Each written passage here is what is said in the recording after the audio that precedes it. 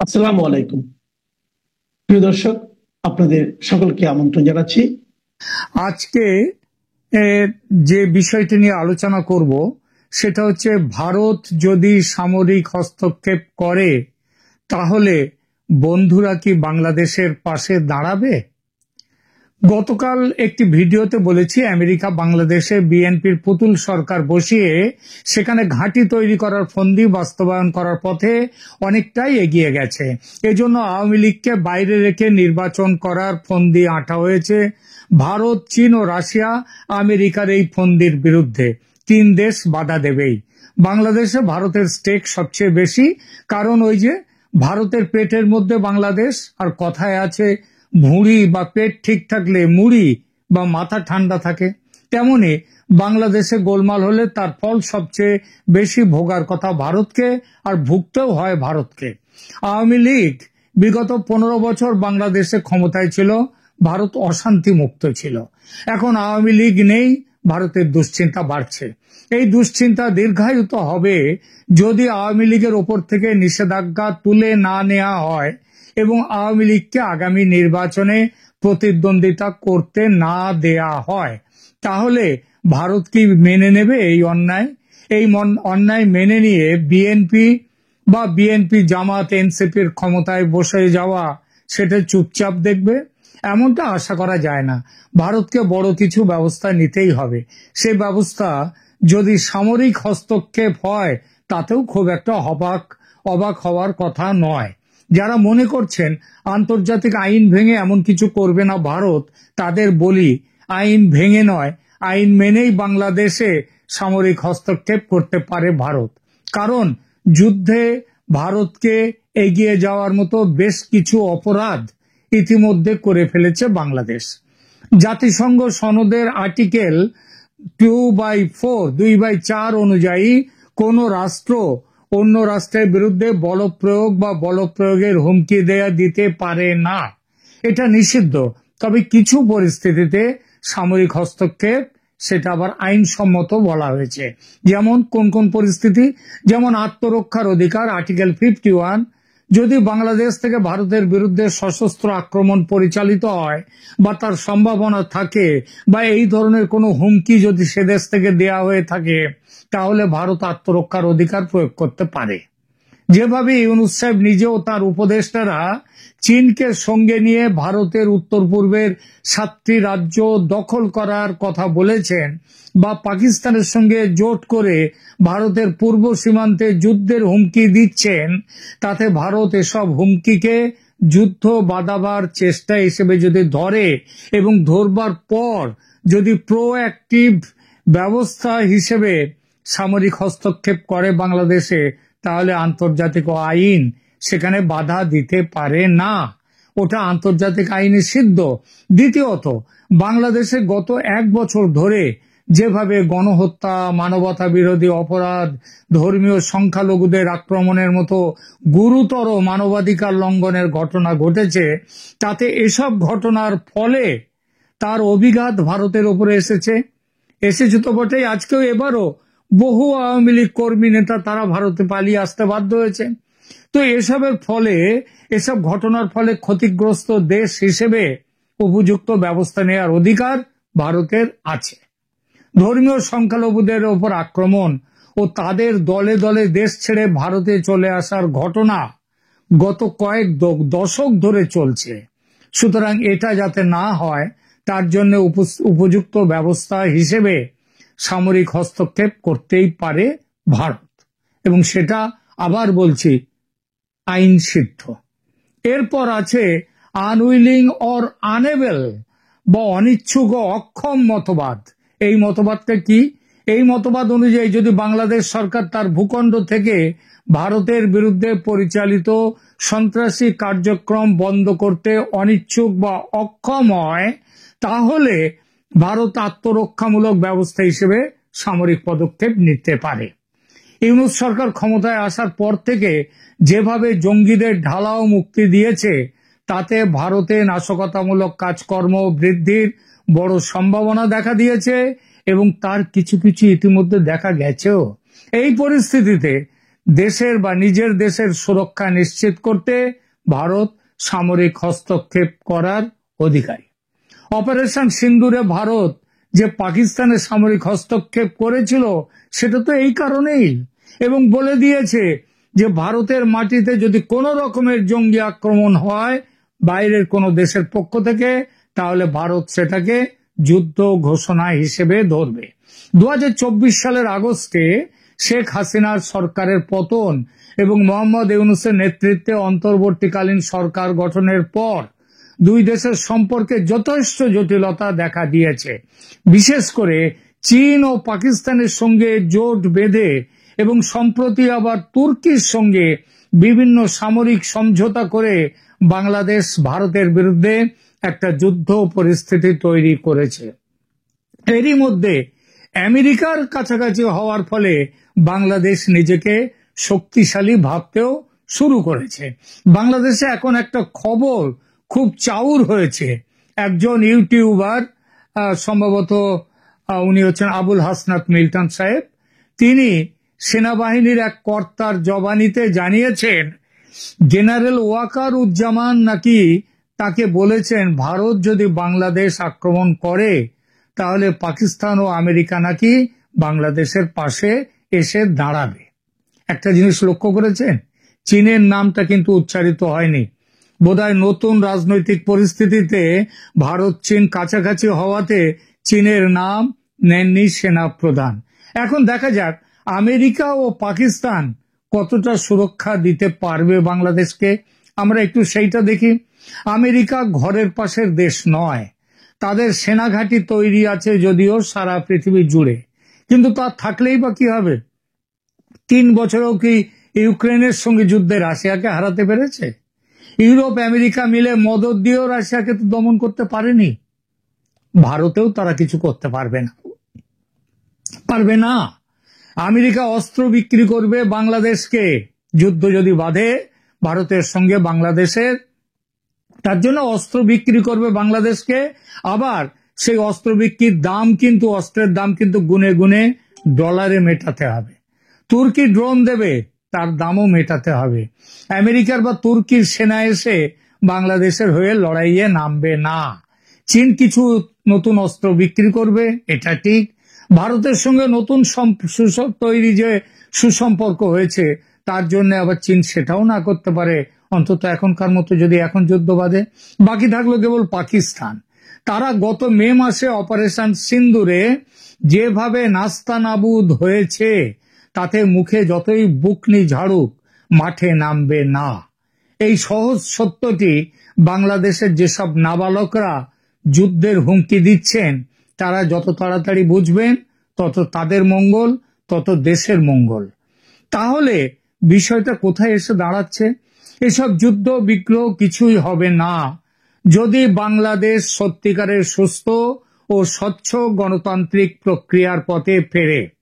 ভারত বারবার বলেছে সে কথা, free, fair and inclusive election. এটা করতে হবে বাংলাদেশে সবাইকে নিয়ে। আওয়ামী লীগকে বাদ দিয়ে নির্বাচন করে আমেরিকার পুতুল সরকার, জঙ্গিদের সরকার বসবে বাংলাদেশে, আর সেটা ওই ভারত চুপচাপ বসে দেখবে?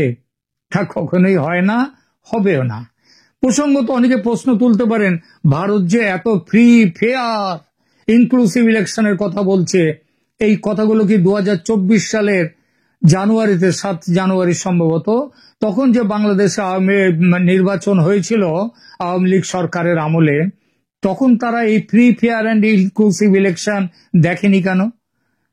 তার কথা বলেনি কেন? এটা অনেকে বলতেই পারে, কারণ বাংলাদেশে একটা প্রচার আছে যে আওয়ামী লীগ সরকার নাকি তাদের যে নির্বাচনগুলো করেছে সব জাল করে করেছে, অস্বচ্ছ নির্বাচন বলে সেগুলোকে দাগিয়ে দেয়া হয়েছে। জনগণের রায়ে এই যে দাগিয়ে দেওয়া হয়েছে অস্বচ্ছ বলে, জাল বলে, এবং তারপরে জনগণের রায়ে গঠিত সরকারকে এই যে গায়ের জোরে তাড়ানো হলো দেশ থেকে, এবং যেসব বিদেশি শক্তি এই কাজে তাদের মদত দিয়েছে তাদের উদ্দেশ্যে কয়েকটি কথা বলে আমি শেষ করব এই প্রতিবেদনটা। দেখুন, বলা হয় যে বাংলাদেশে সবাইকে নিয়ে নির্বাচন করেনি আওয়ামী লীগ, সবাইকে নিয়ে মানে হচ্ছে বাংলাদেশের যে জামায়াতে ইসলামী, তাদের নিবন্ধনই বাতিল ছিল, তারা সেখানটায় হতে পারেনি, তারা করতে পারেনি, নির্বাচনে যেতে পারেনি। কিন্তু তার আগে যখন সেটা তারা ক্ষমতায় ছিল, যখন মানে বিএনপির সাথে জোট করে তো ভোট করেছে এবং ক্ষমতায়ও বসেছে। আর বিএনপি 2024 সালের ইলেকশন তারা বয়কট করেছিল, আওয়ামী লীগ তাদের বাদ দেয়নি। তাহলে আন্তর্জাতিক নিয়ম কানুন অনুসরণ করে আমরা দেখি তো সেই সময় বাংলাদেশে কিরকম নির্বাচন হয়েছিল, সেইটা আমরা একটুখানি চিন্তা করে দেখতে পারি যে এই নির্বাচনটা কিভাবে হয়েছিল বাংলাদেশে। একটা কথা খুব চলে, সেটা হচ্ছে 2024 সালের বাংলাদেশে যে ওই 7ই জানুয়ারি যে সংসদীয় নির্বাচন হয়েছিল, ওটা নাকি জাল, ওটা নাকি অবৈধ, ওটা নাকি জালিয়াতির নির্বাচন, ওখানে খুব কম মানুষ ভোট দিয়েছেন ইত্যাদি ইত্যাদি। 40%-41%-এর মতো মানুষ সেখানে ভোট দিয়েছেন। এইটা নিয়ে তো প্রচুর অপপ্রচার আছে। আমি বলবো অপপ্রচার কেন, অপপ্রচার কথাটা বলছি সেটা দুই একটা কথার মধ্যে সেটা বলে আমি আমার এই আলোচনাটা শেষ টানবো। এটা দেখাবার জন্যে যে ভারত সেই সময় যে এখন যে free, fair and inclusive election কথা বলছে ভারত, সেটা আওয়ামী লীগের সময়ও সেই একই নির্বাচন কিন্তু হয়েছিল। কিরকম ভাবে হয়েছিল তার একটা আন্তর্জাতিক যে খবরাখবর সেটা দিচ্ছি। 2024 সালের বাংলাদেশ সংসদীয় নির্বাচনে 150 জন আন্তর্জাতিক পর্যবেক্ষক অংশগ্রহণ করেছিলেন, যারা 35টি দেশ থেকে এসেছিলেন। এদের বেশিরভাগই নির্বাচনকে স্বচ্ছ ও বৈধ বলেছিলেন। আমেরিকার পর্যবেক্ষক দলে ছিলেন জিম বেটসকে, তিনি সাবেক মার্কিন কংগ্রেসম্যান এবং ইউনাইটেড স্টেটস বাংলাদেশ ফ্রেন্ডশিপ গ্রুপের তিনি সহ প্রতিষ্ঠাতা। তিনি বলেছিলেন কি 2024-এর ইলেকশন সম্পর্কে, বলেছিলেন অত্যন্ত শান্তিপূর্ণ, স্বাধীন ও নিষ্পক্ষ। এছাড়া আরেকজন আমেরিকান তিনি এসেছিলেন পর্যবেক্ষক হিসেবে, তার নাম হচ্ছে আলেকজান্ডার বি গ্রে। তিনি ছিলেন আমেরিকান গ্লোবাল স্ট্র্যাটেজিজের সিইও। তিনি প্রায় 10টি ভোট কেন্দ্র পরিদর্শন করে নির্বাচনকে স্বাধীন ও নিষ্পক্ষ বলে মন্তব্য করেন। এছাড়া আরো আছেন টেরি এল ইসলি।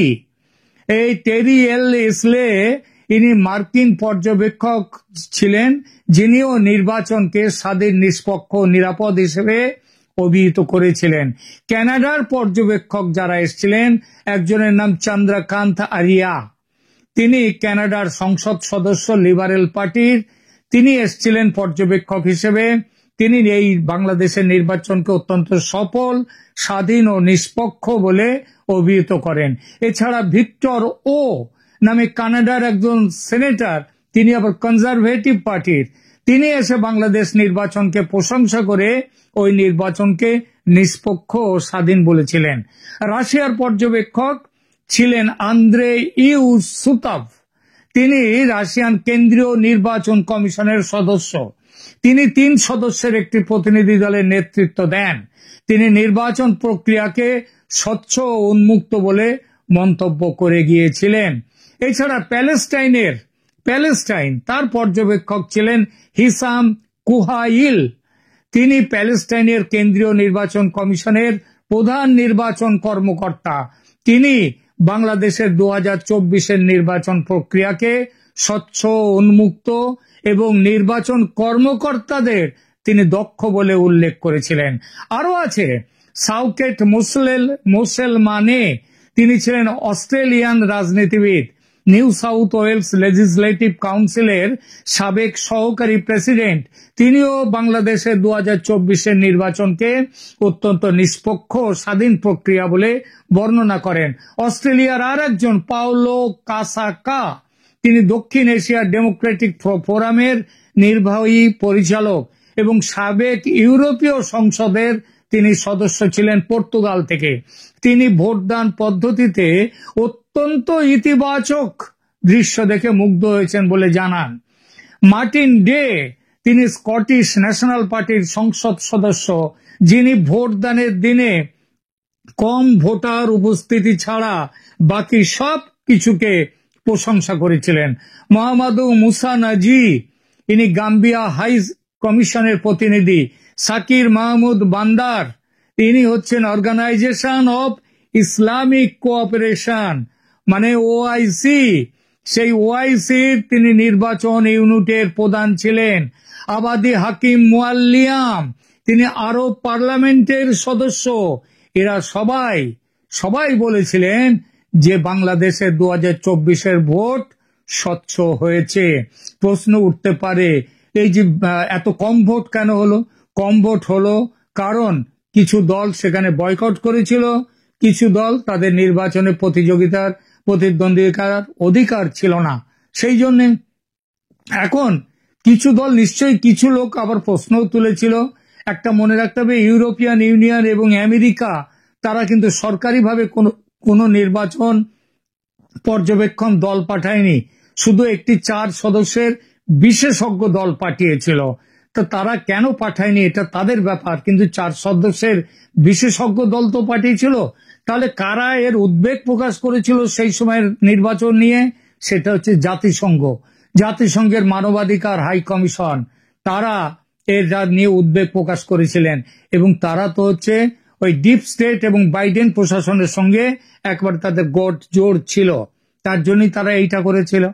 আর কিছু মানবাধিকার সংস্থা তারা করেছিল, কিন্তু রাষ্ট্র হিসেবে কোন রাষ্ট্র, বেশিরভাগ রাষ্ট্র, বললাম না 35টা দেশের 150-র উপরে পর্যবেক্ষক এসেছিলেন, তারা সার্টিফিকেট দিয়ে গিয়েছেন।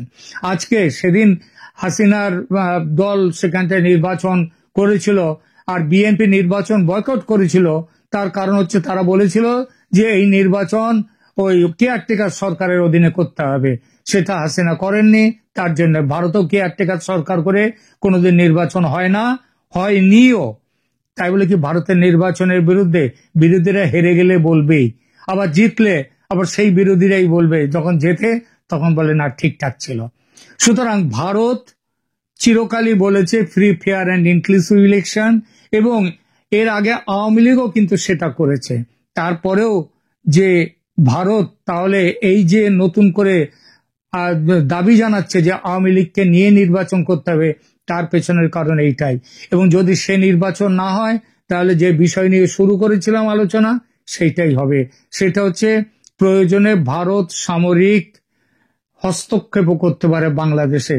বাংলাদেশ মনে করছে তার পাশে পাকিস্তান এসে দাঁড়াবে, আমেরিকা এসে দাঁড়াবে, কেউ দাঁড়াবে না। অস্ত্র বিক্রি করবে আমেরিকা, তুর্কি ড্রোন বিক্রি করবে, তার বেশি নয়, কেউ এসে দাঁড়াবে না। সুতরাং সাবধান, বাংলাদেশকে বাঁচাতে চাইলে অবিলম্বে ফ্রি, ফেয়ার অ্যান্ড ইনক্লুসিভ ইলেকশনের ব্যবস্থা করতে হবে। এখনকার মতো এখানেই রাখছি, ভালো থাকবেন।